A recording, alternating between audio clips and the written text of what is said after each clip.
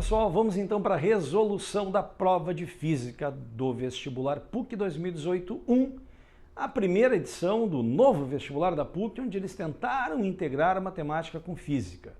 A opinião do professor, a prova não ficou muito legal, né? Mas vamos dar uma desculpa, assim, já que foi a primeira. Né? Houve uma oscilação entre algumas questões que foram um pouco capciosas, com questões muito simples. Quer ver? Dá uma olhadinha só.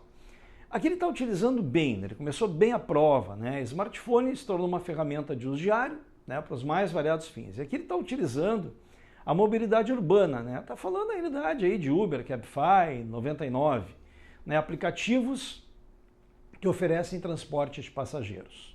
E ele está dizendo o seguinte, que num grande centro como Porto Alegre, uma empresa oferece esse serviço em que o custo depende de uma taxa fixa, a tradicional bandeirada, e da distância percorrida. Está criando uma relação linear para fazer uma interdisciplinaridade entre física e matemática. Ficou legal, ficou legal. Olha só. Ele está dizendo para vocês que no horário de pico a bandeirada é R$ 2,50 e que o custo por quilômetro percorrido é de 2,30 em trajetos de até 10 quilômetros e de 2 em trajetos acima de 10. O que é a bandeirada? A bandeirada é aquilo que quando tu entrar no veículo tu já pagou. E a partir dali ele multiplica os quilômetros que tu anda pelo custo que ele colocou aqui e te dá o valor final. Então, primeira questão que ele está colocando para vocês.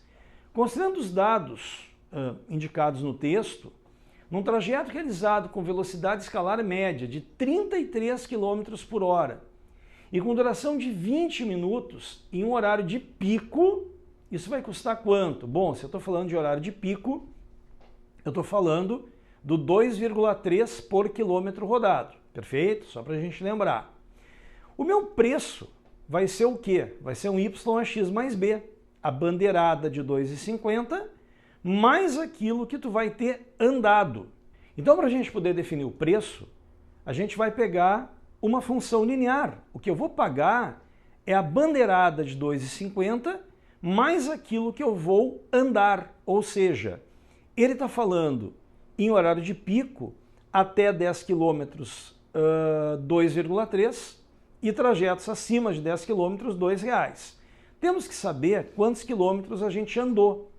Como ele me deu a velocidade média de 33 km por hora e está me dizendo que a gente andou 20 minutos, isso é um terço de hora, divide 20 por 60, a gente andou 11 quilômetros. Se a gente andou 11 quilômetros, a gente vai ficar com a taxa dos R$ 2,00 por quilômetro. Então, 2 vezes 11, eu tenho 22, mais 2,5 de bandeirada, eu pago R$ 24,50. Então, isso vai na letra C, né? É um valor entre 20 e R$ 24,99. Eu achei bem legal essa primeira questão, achei ela bem interessante. Bom, a segunda questão, ela mantém a ideia do aplicativo de transporte urbano. Está dizendo que numa promoção, a mesma empresa oferece um desconto de 20% no preço da corrida, limitado a um valor de R$ 15,00. Para obter o desconto máximo no horário com a corrida, na hora de pico, a corrida deve ser de aproximadamente quantos quilômetros? Bom, então o que eu faço? Olha, o desconto máximo ele vai ser de 20% nos R$ 15,00. Então, 100% me daria R$ 75,00 de pagamento que eu estou fazendo. Então, uma regrinha de 3, 20% em 15, 100%, 75. R$ 75,00 eu pego a minha função linear que eu utilizei lá na questão anterior, coloco ali R$ 2,00 por quilômetro, porque eu estou andando uma distância realmente já maior.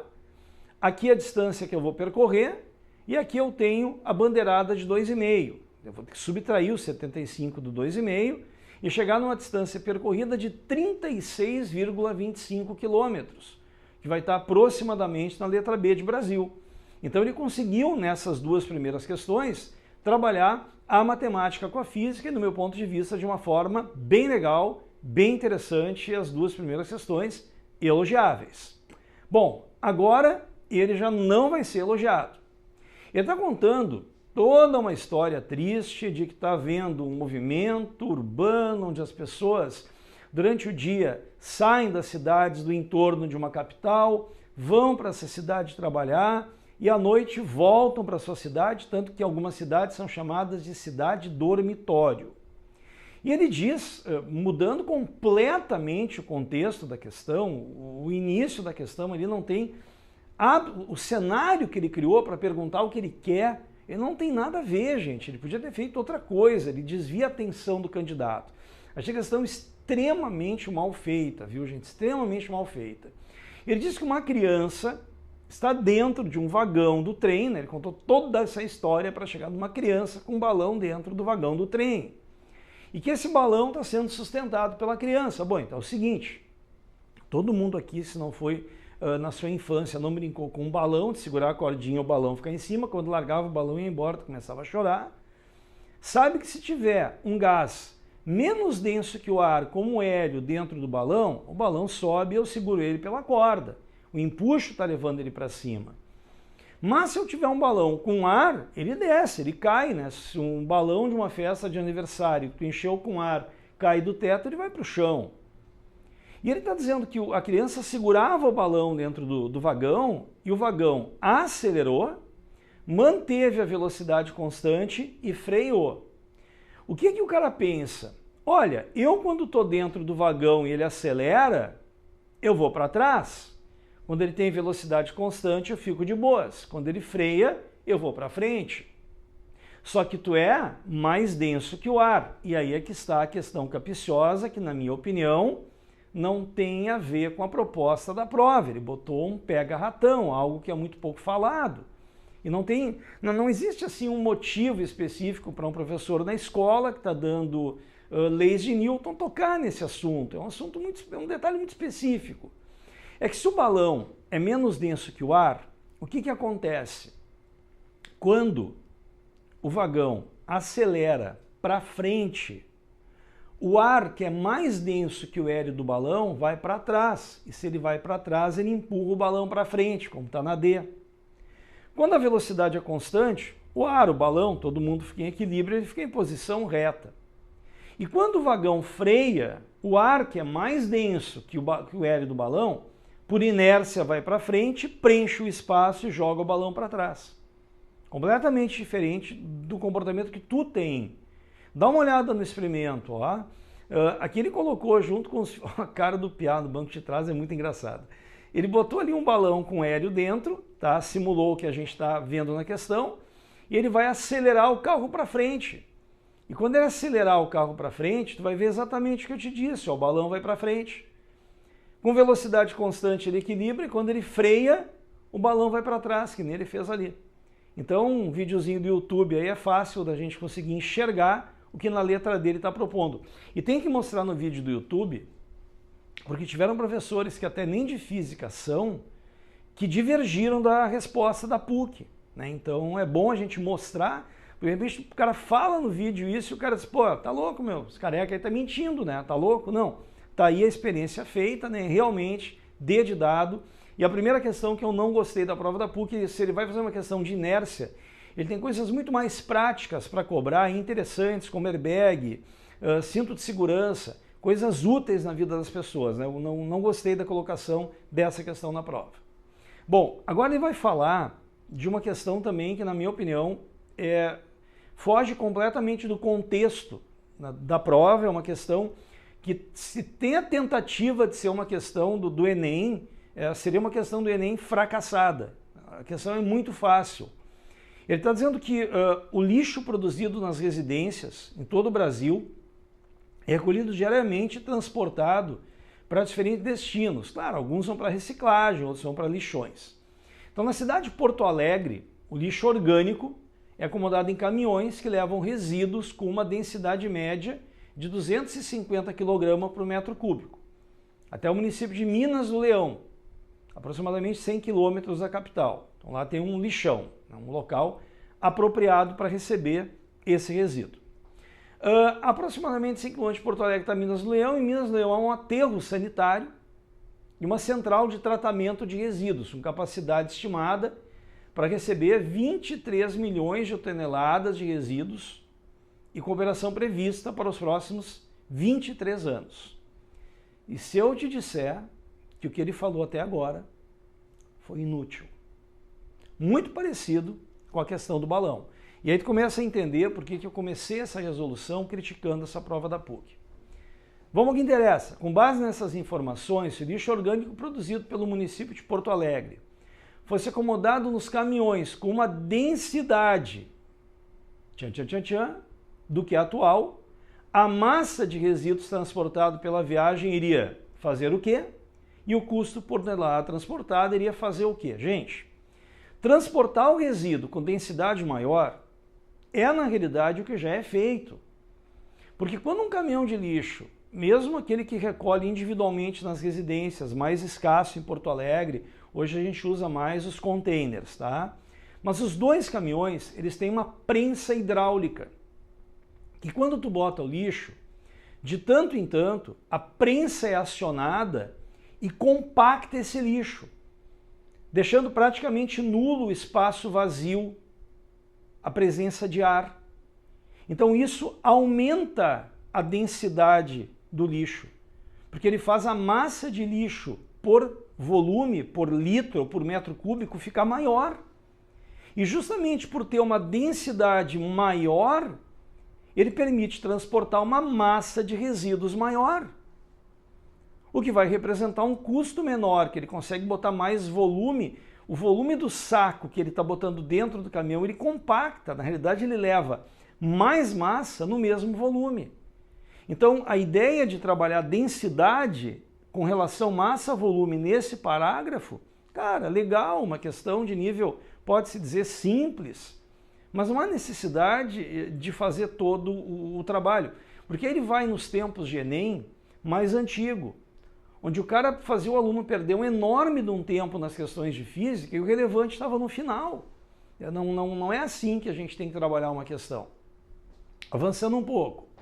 Vamos na questão 6. Né? Ele continua falando, se eu não me engano, aqui do lixo. Olha ali, ó. Ao longo do ano de 2016, a quantidade de resíduos coletados e destinados a tratamento teve um valor médio mensal de 50 mil toneladas. Agora a coisa também é bastante tranquila. Vamos supor que todo esse resíduo foi levado para um aterro sanitário com capacidade para receber 30 milhões de toneladas. Nesse caso, se o aterro recebesse somente o lixo de Porto Alegre e o valor mensal médio se mantivesse constante ao longo do tempo, por quantos anos esse aterro teria capacidade de receber resíduo da capital do Rio Grande do Sul? Gente, são 30 milhões de toneladas e são 50 mil toneladas por mês, são 600 meses, que dividido por 12 dá 50 anos. Então, reitero, quero fazer uma questão simples, quero fazer uma interdisciplinaridade entre matemática e física. Gente, tem outras maneiras de fazer isso que não essa, tá? Por favor. Avançando, questão 8, questão legal, hein? Então não vamos só criticar, já elogiamos as duas primeiras, vamos elogiar essa aí também. O cara tá falando daquele prédio famoso de Londres, o Alcock. Cara, rolou reportagem, tudo que a emissora de TV no Mundo Brasil Fantástico trabalhou uma, onde o Alcock ele foi feito, foi projetado de uma forma côncava. E dependendo da posição do Sol, os raios de luz incidem nesse grande espelho côncavo, refletem de tal maneira que se concentra o infravermelho praticamente num ponto só de uma determinada rua. E ali ele solta a laje, derrete plástico de carro, faz as pessoas terem mal-estar, derrete todo de lojas, né? E foi um lance que Londres teve que se habituar, inclusive em Londres. Nessa rua tem no chão um aviso que em determinadas horas do dia é aconselhável que você não coloque o seu carro ali sob risco de derreter alguma peça plástica. Como os raios estão convergindo, o espelho é côncavo, é a letra A. Curti essa questão. E aí ele vem para a questão 10. E o cara começou com aquela questão do aplicativo de transporte, uma questão legal, falou do walk-talk, tá, até falou da do lixão, mas a questão até prática, embora simples. Mas aí o cara do nada joga uma questão de vestibular tradicional, que era do que ele queria fugir. Uma questão de uma bolinha vai sair lá de cima do repouso e ele quer saber de que altura ela tem que ser solta para conseguir fazer o looping. Bom, eu já sei que eu só tenho duas opções, as duas primeiras alturas. Porque se eu soltar dessa primeira de baixo, ele chega na mesma altura que ele saiu e nem chega lá em cima. E se eu soltar da segunda, da mesma altura da parte de cima do laço circular, do repouso, ele chega no laço com zero e cai. Então, para passar com velocidade, ele tem que ser solto de cima. Mas olha por que a questão ela é exigente. Porque o cara tem que lembrar do seguinte, qual é a situação limite para eu conseguir passar ali no looping e não cair? Cara, é quando a normal está tendendo a zero, porque quando ele passa ali em cima no looping, por inércia, ele empurra o looping para cima e o looping empurra ele para baixo com uma normal. Quando ele está prestes a cair, essa normal está tendendo a zero, e aí então sobra só o peso, que é a centrípeta. Tem que fazer mv ao quadrado sobre o raio igualado a mg. Para achar um v ao quadrado g sobre r. Mas, poxa vida, Alex, por que eu tive que fazer isso? Tem a ver que isso aí ia fazer falta. A mecânica em cima é só o mgh. Mas a mecânica no ponto alto do laço é cinética e gravitacional mg2r. Tudo bem, tu vai isolar o mgh tranquilamente, o mg2r, vai cortar as massas, show de bola. Mas vai ficar te faltando, inevitavelmente, o valor do v ao quadrado, que tu tem que substituir pelo gr aqui embaixo, para poder isolar a altura que dá 2,5. Então, estou propondo uma prova interdisciplinar de matemática com física, que foge à prova tradicional e vai para competências e habilidades. Então, tira a questão do vestibular tradicional. A questão lá está um pouco fora do contexto. Avançando um pouco. Questão de nível médio, questão que teve cara que se deu bem mal nela. Bem mal nela, tá? Tem que tomar um certo cuidado. O que ele está dizendo é que um barco, pode ser um submarino navegando sem estar no fundo, pode ser um barquinho de papel, né? Uma bolinha, um brinquedo. Ele foi colocado dentro de uma piscina, certo? E ele é menos denso que a água, né? Ele foi colocado em cima da água, ele vai boiar. E ele está dizendo que o barquinho foi retirado de uma água doce e colocada numa água salgada. E ele quer saber se o empuxo sobre o barquinho muda. Gente, se o cara olhar pela fórmula, ele vai ter sérios problemas. Não, tudo bem, a densidade da água salgada é maior que a da doce. Mas eu não sei qual é a relação de volume de líquido deslogado na salgada e na doce, então eu não tenho como olhar por aqui. Então o que eu preciso? Eu preciso me dar conta que se o barquinho está boiando, nas duas águas, a resultante das forças sobre ele é zero. E se a resultante das forças sobre ele é zero, cara, é o mesmo barquinho, é o mesmo peso. Tem que ser o mesmo empuxo, tanto na doce quanto na salgada. Por isso que eu vou trabalhar com a letra D de dado. Uma questãozinha que teve gente que errou. E o erro aí é falta de atenção. Tem que estar esperto. Bom, questão 14, tá? Uma questão também interessante. Está dizendo que quando corpos celestes, como, por exemplo, meteoritos, né, penetram na atmosfera da Terra, é possível a gente enxergar rastros de luz no céu, né? E a pergunta dele é por que aconteceu aquele aquecimento que gerou a desintegração do meteorito, que faz com que a maioria deles não possa nem atingir a superfície da Terra. É exatamente o fato de que, como ele penetra muito rapidamente, claro, há uma dissipação de energia, tem energia mecânica virando térmica, que também gera um aquecimento. Mas você também tem uma compressão do ar que está na frente do meteorito muito rápida. E aí ele considera que essa compressão rápida gera uma elevação no ar que está junto ao meteorito.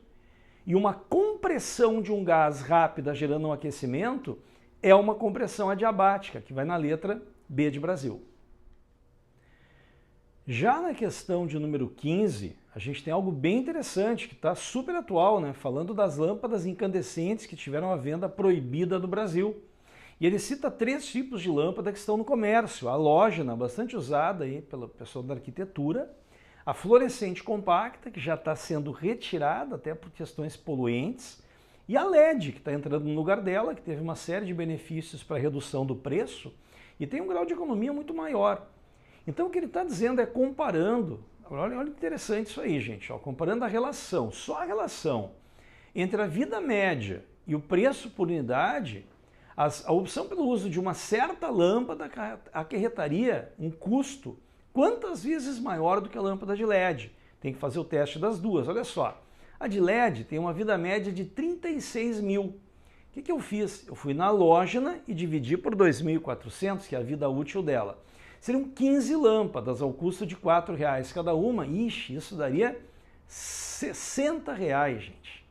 100% a mais do que os 30 da lâmpada de LED. Mas a fluorescente compacta, se eu dividir os 36 pelos 9, eu tenho 4 lâmpadas, vezes R$ 9,00, R$ 36,00, o que é apenas 20% a mais do que os R$ 30,00 da lâmpada de LED. Só em relação a preço por unidade e vida média. Veja bem, galera, ele não está falando de consumo, tá? Nesse caso, alternativa C de Croácia. E ele mantém a linha ainda na tabela da ideia boa de trabalhar a saída da incandescente do mercado. Em um mesmo intervalo de tempo, a observação do efeito Joule na lâmpada de LED cara, não precisa nem ir em frente. A lâmpada de LED, ela está lá na categoria de economia em verde, amarelo, laranja, vermelho, ela está batendo lá na seta A.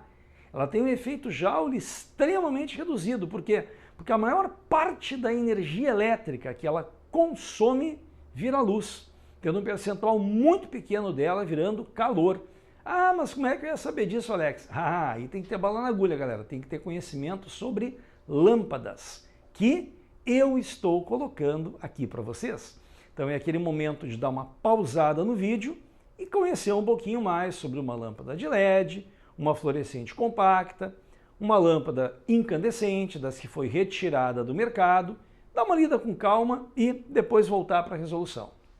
Questão de número 17. Bom, galera, questão 17 é mais uma vez o Alex tendo que cornetear a prova da PUC 2018-1. O cara está falando uma bíblia sobre chuveiro elétrico. Perfeito? Olha aqui embaixo. Considerando que a chave seletora, inverno-verão, que é o que regula do ponto de vista elétrico a potência dissipada pelo chuveiro, ok? De um chuveiro elétrico se mantém inalterada, cara, se a chave inverno-verão se manteve inalterada, a potência elétrica dissipada pelo chuveiro não está mudando. Optando por água abundante fria em determinado deferimento a um fiozinho minguado, escaldante de água, isso a galera faz muito. Pessoal que não é de Porto Alegre, que não é do Sul, não sabe como funciona. Mas aqui no inverno o bicho pega. A gente tem aqui temperaturas muito baixas. E se o cara tem um chuveiro que não esquenta muito, ele fecha a torneira ao que dá, que é o que ele fala de fiozinho minguado escaldante. Por quê? Porque como ele entra com menos vazão, além de ter uma massa menor de água para variar a temperatura com o calor que a resistência está dissipando, ele também faz aquela água ficar mais tempo em contato com o resistor, ela esquenta mais. Então chega no verão, a galera não mexe na chave seletora, eles abrem a torneira. Como ele aumenta a vazão, ele tem mais massa de água para aquecer e aquela massa fica em contato com o resistor menos tempo, então ela vai esquentar menos, tá? Bom, para a gente poder aproveitar a questão para alguma coisa, né? Então, optando pela água abundante e fria, em deferimento a um fiozinho minguado e escaldante, ou seja, aumentando a vazão, abrindo mais a torneira, tá, gente? Pode-se afirmar que a potência do chuveiro, galera, ele não mexeu na chave inverno-verão. A potência do chuveiro não mudou. E se ele está ligado na voltagem da casa, ele está ligado sempre na mesma voltagem. A alternativa é B de Brasil. E a PUC perdeu mais uma oportunidade de usar uma situação extremamente prática no nosso cotidiano para fazer uma questão boa. Jogou a questão fora na minha opinião, é claro. Questão 18, questão de meia-vida, clássica de vestibular, juntou um pouquinho de matemática, botou uma exponencial para cobrar os dois juntos. Está passando o tempo, a atividade da amostra está reduzindo, né? O número de gramas do material radioativo está caindo, né? A curva clássica da meia-vida. E ele vai fazer a pergunta para vocês, ó. A amostra inicial tem que sinal, gente? Por favor, né? Não existe uma amostra inicial negativa, não existe massa negativa. Então a amostra inicial é positiva. Essa é braba de errar. E qual é o sinalzinho do K? Como eu estou reduzindo aquela massa com o tempo, eu tenho que ter um expoentezinho ali negativo no exponencial. Então aquele Kzinho é negativo. Questãozinha com a alternativa C de Croácia. Bom, vai dar como última questão da prova de física uma questão de radioatividade. De novo eu vou para a crítica. O ano passado a gente completou aniversário de dezena do acidente de Césio lá em Goiânia, um acidente gravíssimo, 1987, muitas mortes, muitas pessoas afetadas. É considerado até hoje um dos maiores acidentes com radioatividade do mundo, muito sério. Galera que trabalha na medicina, em medicina nuclear, pessoal da física, eles usam o caso de Goiânia como case, né, pessoal?